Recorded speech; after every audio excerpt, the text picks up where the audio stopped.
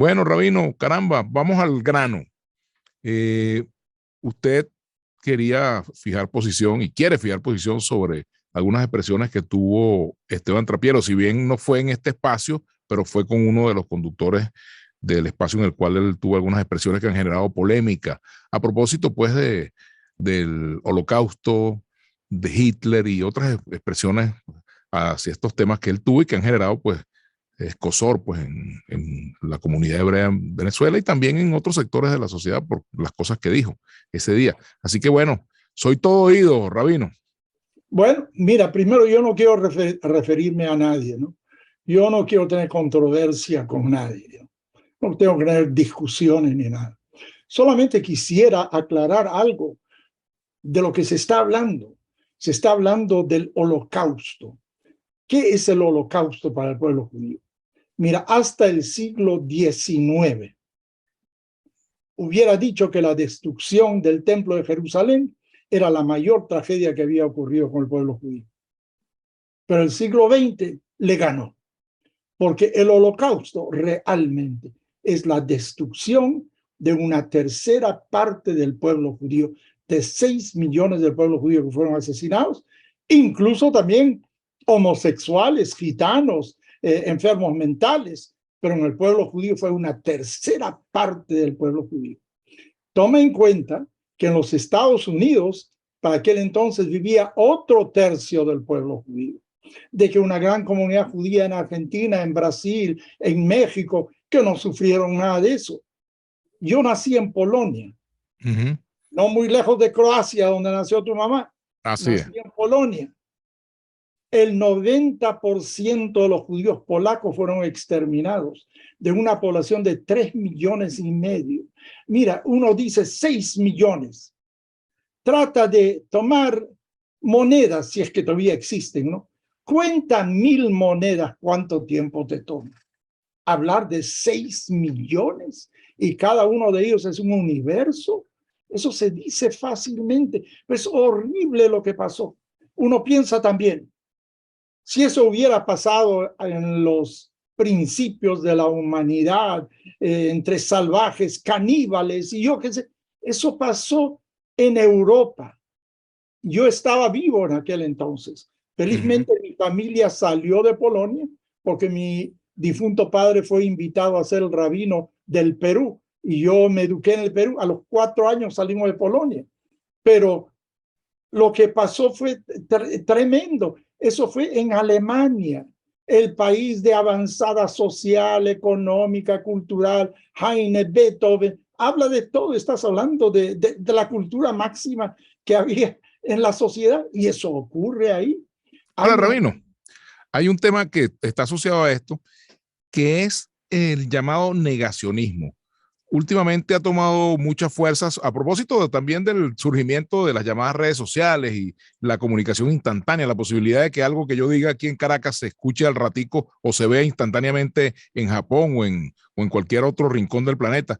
Y el negacionismo del holocausto e incluso, bueno, no solamente del holocausto del pueblo judío, sino del exterminio, bueno, como usted lo decía, no solamente de los judíos, de los homosexuales, de los gitanos, comunistas, en fin. Y me gustaría hablar un poco de ese tema, porque hay gente que dice, yo no estuve ahí, no sé, esa es una historia que yo no viví, que no tengo que ver con eso, o que no me consta. Mira, eso es ridículo, ¿no? Hay 2 razones para negar el holocausto. Uno es total ignorancia y el otro es razones políticas. Pero hay una razón diferente también. Tú sabes, el general Dwight Eisenhower, que fue luego presidente de los Estados Unidos, él era el comandante en jefe de los aliados para liberar Europa. Él, cuando vio los campos de concentración, insistió que se tome películas de eso. Porque dijo, nadie le va a creer. Nadie va a creer que tú vas a tomar a gente, ponerlos en unos vagones que se utilizan para ganado, llevarlos por horas donde mueren algunos todavía en los vagones, los metes a un cuarto luego supuestamente para ducharlos y en lugar sale un gas letal, mueren después de 1 hora y los incineras y los quemas por nada. No tuvieron juicio, nada. ¿Qué hicieron? ¿Quién puede creer eso? Por eso te digo, hay gente que dice, ese debe ser un invento, el ser humano no es capaz de eso. Pero las Naciones Unidas, la Asamblea General de las Naciones Unidas, declaró, creo que el 27 de enero, es el aniversario para recordar el Holocausto, el día cuando el Ejército Rojo de la Unión Soviética liberó Auschwitz. En la comunidad judía se hace el 27 de Nisan, de un mes hebreo, porque es el aniversario del levantamiento del gueto de Varsovia. Pero estamos hablando frente a algo que ocurrió en mis días, Señor. Yo estuve una vez en Cuba, acompañado por el gran rabino de Israel, que se llama Israel Meir Lau. Fuimos a visitar el cementerio judío que hay en La Habana, y se ve que había sido una comunidad muy exitosa, etcétera, y en el medio hay un monumento a los 6 millones de asesinados. Impresionante. El rabino recitó una oración fúnebre, todos muy entristecidos. ¿Qué es lo que hay bajo el monumento? Una pastilla de jabón enterrada, hecha de grasa judía. Eso es lo que hay ahí. Eso es lo que convirtieron a seres humanos. Y eso ocurrió en nuestros días, Señor. Entonces, por lo tanto, ¿es imposible que ocurra? Lamentablemente no. ¿Es probable? Creo que no. Porque te voy a decir otra cosa. En aquel entonces no había un Estado de Israel, porque las mismas Naciones Unidas en noviembre de 1947 decidieron la partición de la Palestina de aquel entonces en un Estado judío y un Estado árabe. Bueno, el Estado judío no hubiera impedido lo que pasó en el Holocausto, pero sería de otra dimensión, estoy seguro. ¿Tú te acuerdas de Entebbe? Claro. El hermano del primer ministro Netanyahu, Jonathan se llamaba, él fue el jefe de la expedición, una expedición arriesgadísima. ¿Sabes? ¿Tú te acuerdas de que el Orfeón de la Universidad Central fue a Portugal, creo, no sé? A las Azores, la isla de las Azores. Y se estrelló el avión. Sí. El mismo tipo de avión es el que utilizó Israel para ir allá. Mira, y el Orfeón de Venezuela iba en una misión de paz. Recuerdo que hicimos en la Unión Israelita un rezo en su memoria. Eso fue muy arriesgado, pero estaban dando un mensaje. Si tú vas a discriminar contra alguien porque es judío, nosotros vamos a intervenir, aunque sea a miles de kilómetros, y lo hicieron y rescataron, porque se separó entonces a los aviones de Air France, creo que era entre los judíos y los no judíos. No, eso no se va a permitir de nuevo. Bueno, ¿puede ocurrir de nuevo? La probabilidad creo que es no. Pero hay que estar vigilante, hay que reaccionar frente a cualquier evento, y lamentablemente vemos un resurgimiento del antisemitismo en el mundo. Uno no lo puede entender. Personalmente creía, inocentemente, que después de que el mundo supiera lo que ocurrió en el Holocausto, eso no se repite. Se terminó el antisemitismo. Mira lo que se hicieron. ¿Qué va? El antisemitismo responde a otras cosas. Tú siempre buscas un chivo expiatorio. Todos los regímenes dictatoriales necesitan un enemigo de afuera para disculpar lo que no tienen. Y los seres humanos también no estamos dispuestos a enfrentar nuestras debilidades. Lamentablemente es así. Reino, fíjese que usted, si bien no se quiere referir particularmente a lo que dijo una persona, estas expresiones de Trappier han generado algunas reacciones incluso de factores internacionales. La propia embajada de Alemania en Venezuela ha emitido un comunicado y ha dicho lo siguiente: cualquier forma de negar o relativizar el holocausto, el asesinato sistemático de 6 millones de judías y judíos, de los cuales más de 1 millón eran niños, merece nuestro rechazo absoluto.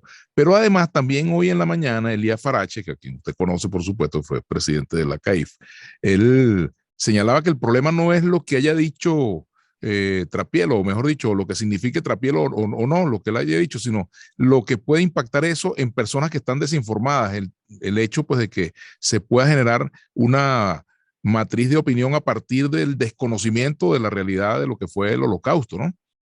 Bueno, Vladimir, esa es nuestra tarea. Nuestra tarea es de diseminar la verdad, de no negar la historia. George Santayana, el filósofo, ya dijo de que si uno desconoce la historia, está expuesto a repetir los mismos errores.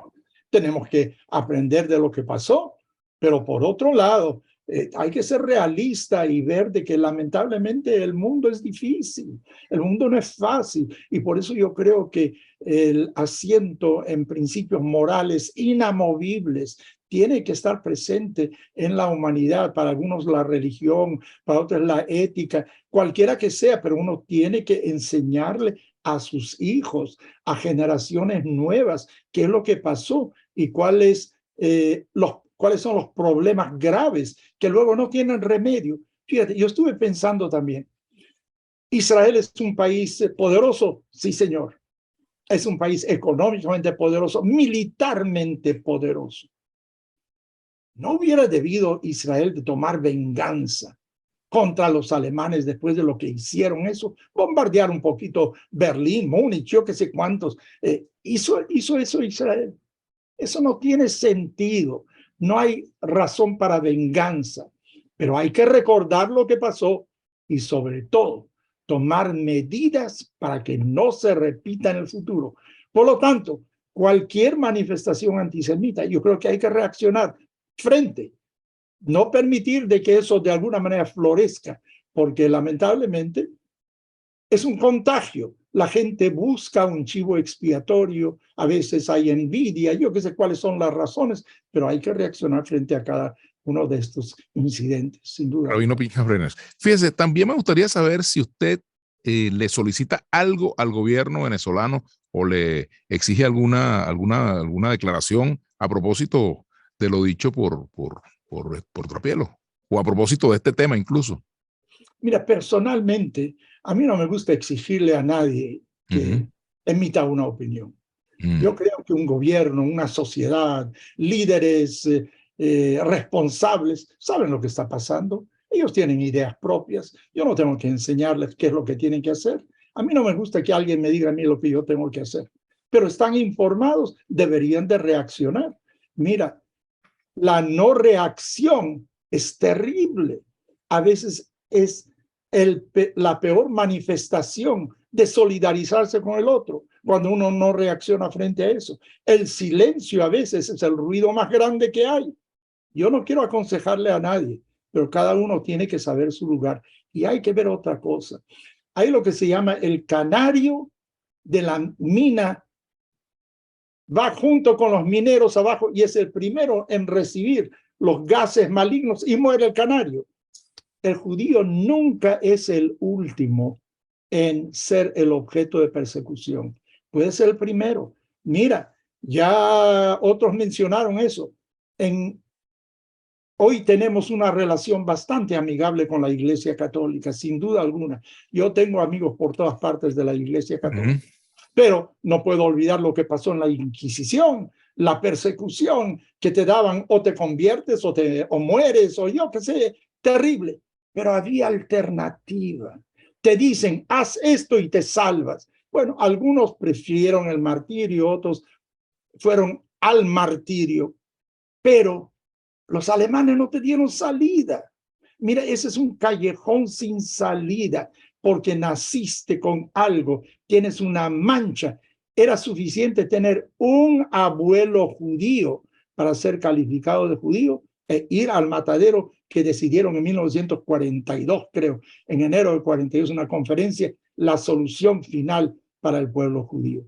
Ese es un peligro, es que ocurrió en nuestros días. No se trata de 1500, de 1300 y que tengo que pagar las culpas. Ocurrió hoy y puede ocurrir de nuevo a menos que seamos vigilantes. Y lo que estoy diciendo es que todos tenemos que ser vigilantes. Y los seres responsables en una sociedad, el liderazgo tiene que serlo. Y si el liderazgo tiene que ser incentivado, bueno, aparentemente no es liderazgo. Claro, fíjese, ahí está el tema de las interpretaciones y cuando usted escucha decir, quitémosle el nombre de quien lo dijo, pero cuando usted escucha esta expresión, Hitler no terminó su trabajo, ¿qué piensa usted? Lamentablemente casi lo terminó. No es verdad que no terminó su trabajo. Él exterminó una tercera parte del pueblo judío. ¿Tú sabes lo que quiere decir eso? O sea, en el área donde él estaba exterminó al 80%. Yo qué sé. ¿Cuánto más se puede hacer? ¿Cuánto más eficiencia se puede tener? Mira, hay un problema también que es de hoy en día. los medios de comunicación son tan eficientes, tú puedes llegar con todo tipo de mensajes, verdaderos y falsos. Los medios de control hoy en día son terribles. Dicen de que en China, en todas las calles, hay cámaras por todas partes. Saben exactamente dónde te encuentras. Tu teléfono te identifica dónde estás. Hoy en día, más que nunca, necesitamos un asidero moral, porque los medios de exterminio se han multiplicado y se han hecho mucho más eficientes hoy en día de lo que eran en épocas anteriores. Estamos en una edad muy peligrosa. Por un lado, podemos producir suficiente ropa para que todo el mundo esté vestido. Se pueden construir suficientes casas para que todo el mundo tenga techo. Pero por otro lado, se puede destruir con mayor eficiencia. Mira, las dos torres gemelas son un ejemplo extraordinario. ¿Cuánto tiempo demoró construir eso? Concebir, 10 años, entre concebir planos, etcétera, etcétera. ¿Cuánto demoró en destruirlos? Media hora, algo por el estilo. O sea, la destrucción es mucho más eficiente que la construcción. Entonces, tenemos que tener mucho cuidado hoy en día, porque estamos en un mundo sumamente peligroso. Un mundo que también nos abre posibilidades para que todos podamos vivir en paz. Y por otro lado, la destrucción instantánea también, lamentablemente. Por cierto, en este mundo donde seguimos viendo conflictos, está el conflicto de Ucrania, pero también el conflicto en el Medio Oriente no termina. ¿Qué hacer para que el ser humano renuncie a la guerra, al odio, a la muerte como fórmula de solución de sus diferencias políticas, militares, religiosas, nacionales o digamos, en cuanto al tema del chauvinismo, el ultranacionalismo, que hemos visto el crecimiento mucho de estos factores en el mundo? Mira, Vladimir, yo pasé la mayor parte de mi vida adulta en Venezuela. Yo viví en Venezuela 44 años. Así es. Yo soy ciudadano venezolano, pero nací en Polonia, soy judío, Venezuela es un país cristiano. Yo me sentí en casa en Venezuela. Yo no tenía ningún problema, todo lo contrario, puertas abiertas, todo lo contrario, todas las posibilidades para cumplir con mi tradición, para poder conseguir empleo. Yo fui profesor en una universidad en Venezuela, también sabes, en la Simón Bolívar. Enseñé matemáticas por más de una década. Te lo digo porque me encontré el otro día con alguien. Profesor Brenner. Yo no soy el rabino Brenner para él, soy el profesor Brenner. Yo fui su alumno no sé hace cuántos años atrás. La verdad es que no me recordaba. A mi edad no me recuerdo tan bien de cosas, pero el tipo se recordaba de mí. Y no sabes qué satisfacción. Yo vivía plenitud en Venezuela. Estoy ahora fuera de Venezuela, estoy viviendo a plenitud donde estoy. Mira, hoy en día yo no necesito de que el presidente sea un judío, que este sea judío. Yo necesito un ambiente de paz, de tranquilidad, de posibilidad de trabajo, de reunirme con gente cuando quiero, de salir a la calle sin que alguien me mate. Eso es lo que yo necesito hoy en día. Posibilidad de educar a mis hijos, a mis nietos. Eso es lo que necesito hoy en día. Mira, la solución está en nuestras manos. La ciencia ha avanzado tanto. Fíjate lo que pasó con la pandemia última.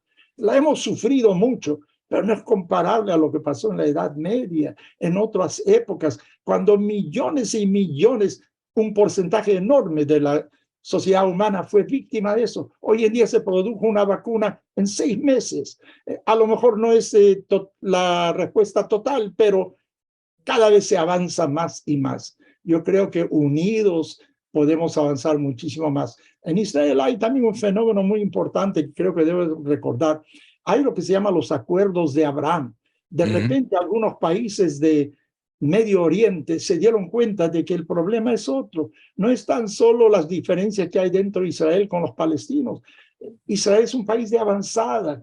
Únete a esa locomotora. Yo estuve en Israel no sé cuántas veces. Yo he visto cómo viven árabes en Israel. Puede ser que hay algunos problemas, no quiero negarlo.